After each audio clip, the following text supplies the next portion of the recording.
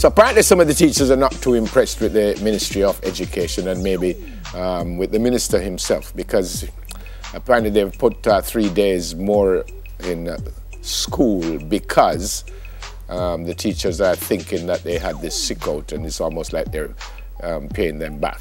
And it is felt that while school must be in session for a specific number of days, to extend the school year for all schools is unfair. We don't think it should be wholesale, because there were some schools that never observed industrial action, and especially some high school schools. Every school should not be subjected to it. There's a principal who further stated that the ministry holds a record of all the schools with teachers who went on sick out and the schools with teachers who didn't. So it should be guided by that list. The ministry says, we sent out a bulletin. This is coming from the Honorable Education Minister, and I quote, we sent out a bulletin to advise the system about some adjustments in the school days. So it's not anything that we're hiding. It's how we normally communicate to the system. There were reports of a sick out, teachers not attending schools, classes not happening. The education system was disrupted, and it is a national fact. It isn't a new position, and persons were asking, how are we going to make up those days? Well, so it is a thin line, yep. So Mr. Minister. They were saying they only get 1 day apparently for Labor Day, which is May 23, and they resume the next day, May 24. Thin line. Yep. It's a thin line. It's a thin line, Harold, because if people say they are sick and they have evidence of being sick, then whether you believe it's an industrial action or not, it's their sick leave. So you can't say you're sick and then somebody say, well, true, you did sick, you have to work more days. I don't think that's even legal by any labor law anywhere in the world. I'm not a lawyer, I may or may not know. So I don't think, if there's another reason for extending it, but you can't say you were sick, so I'm taking back the sick day. Are they going to be paid for these additional days? Yeah. That's, you know, it's a thin line. It's a thin line. And the principal, who's not named here, said that the ministry knows who stayed away. No, but even if them know who stay away, it's a thin line. It's the worker's right. If you have X amount of sick days and a worker claims for their sick days and they can validate it, you can't say you were sick and I'm taking back those days. That's setting a bad precedent across labor, in the entire country. Yep. So I understand the need to say we're going to take it back, but I don't know if you can take it back. Well, and taking it back in May to help who? Yeah, because remember we were saying that it was going to affect GSAT. GSAT gone. Yeah. So who are we giving it back to? Yeah.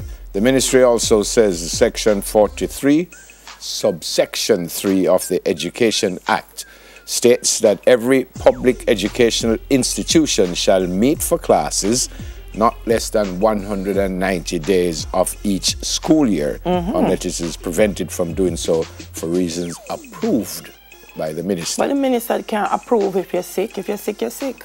No. I'm not arguing with you. No, but I'm saying if they're using Section 43 of subsection 3, it's irrelevant because the classes weren't held because they were sick. And on this program, when we asked our class is not going to be held, we were told that schools are open. Yep. So, Minister, me see the need for try to say, I did wicked and I take the day, but me not think this 1 year. All right. This is a thin line. Yep. That's just what I don't know labor laws. I'm just saying, if me sick and somebody tell me say you did sick, so you have to work back a day. By the way, them have to go pay me for the extra day. By the way, what happened if on May 24, them sick again? What happened that day then? That's what I'm saying, never a sick leave. We just extend it to Christmas. If they were on strike, you know, I mean, if they didn't say we're sick, if they came and them a placard and say, we're locked down the school, we're on strike, whatever. Yeah. Take back the days, absolutely. Yeah. But people say them sick. I don't know if you have any leeway for work, Minister. Be careful. Yeah. All right, we move on. Yesterday, for the first time in many, many moons, someone will lead Cuba without the Castro name, even though some people think that it will still be a Castro in charge. That's a 57-year-old. He was the first Vice President, Miguel Mario Diaz-Canel Bermudez. He was the sole candidate to succeed Raul Castro as president of Cuba. Raul Castro remains the head of the Communist Party, and that's his brother Fidel. And because of that, some people think that he'll certain to remain the most powerful person in Cuba for the time being. Yeah. Many Cubans got a glimpse of Diaz-Canel as a flesh-pressing local politician, an image familiar to residents of the central province where he was born and spent 9 years in a role, they say, something like a governor. Apparently he was the only person up for election anyway, so I don't think he could lose. Yeah, yeah, and a lot of what has shaped Cuba the Castro family has been in charge of what, 70 years? So it's going to be a little bit... From 1961 or something like that. It's such a thing that him going to just come in and be able to change everything, I think is very optimistic. But times are changing. Yep. So, and Cuba has changed a lot also. Absolutely. I remember when we went to Cuba as a young football team, a national team, and we were all concerned. We heard so much about Cuba, and we thought that then we were just going to search for all parts. And all they did, and I just saw it recently, it's the only time it has ever happened to me, that they took all our shoes and they sprayed the bottom. Oh. That's all they did. Nothing more. They didn't even search us. They just took everyone's shoe and they just sprayed the bottom. Apparently, I don't know what they thought we were. I've never been there, but I want to. I want to go see. I went there as a player. I went there as a coach. I went there as a commentator. So been a good journey for me. What's the last one? There will be no swimwear segment at the Grand Coronation Show of Miss Jamaica World 2018. Joke you make it, right? There will be no swimwear segment. So plenty of people now watching. Miss Jamaica. Why would you think that? Do you know there's no swimwear segment on the Miss World show? Yeah, I know that. There's no swimwear segment. Miss World I was just teasing. has moved away from that for years. So Jamaica is now, the franchise holders announced that yesterday at a media launch. They will still have a swimwear segment, but that will be before the live show. They'll have that on the beach where they do their fun games, and but it just won't be on the night of the event. No, they're moving more towards a beauty with a purpose philosophy. Yep. So that's a great thing. It is a great thing, but you can have purpose in your beauty in a swimwear. You can. Yeah.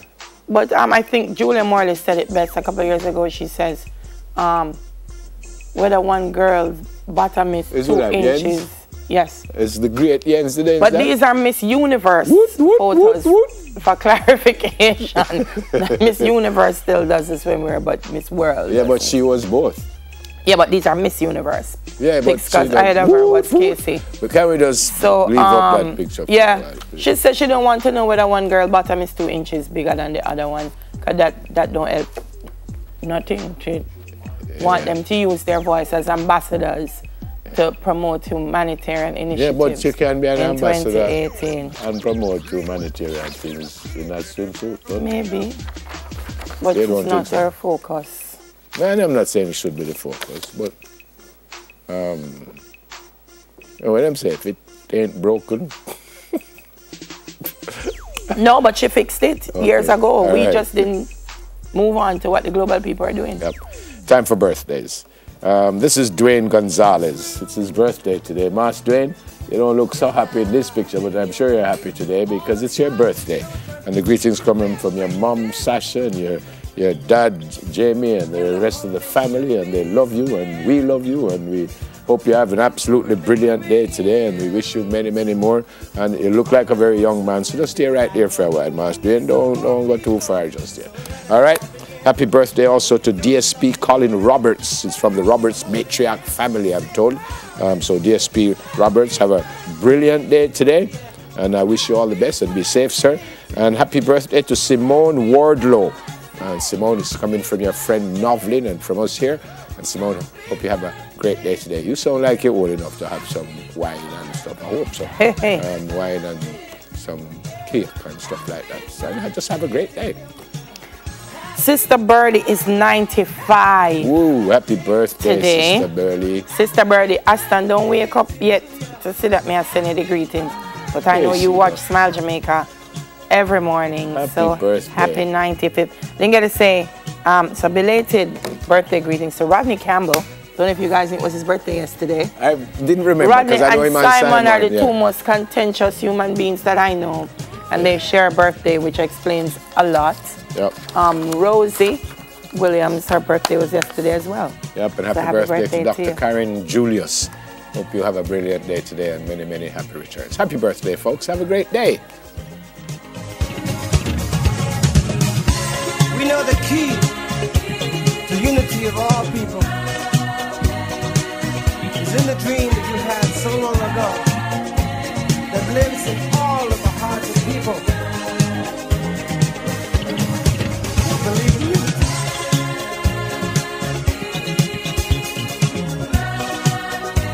We'll make the dream become a reality. I know we will, because our hearts tell us so.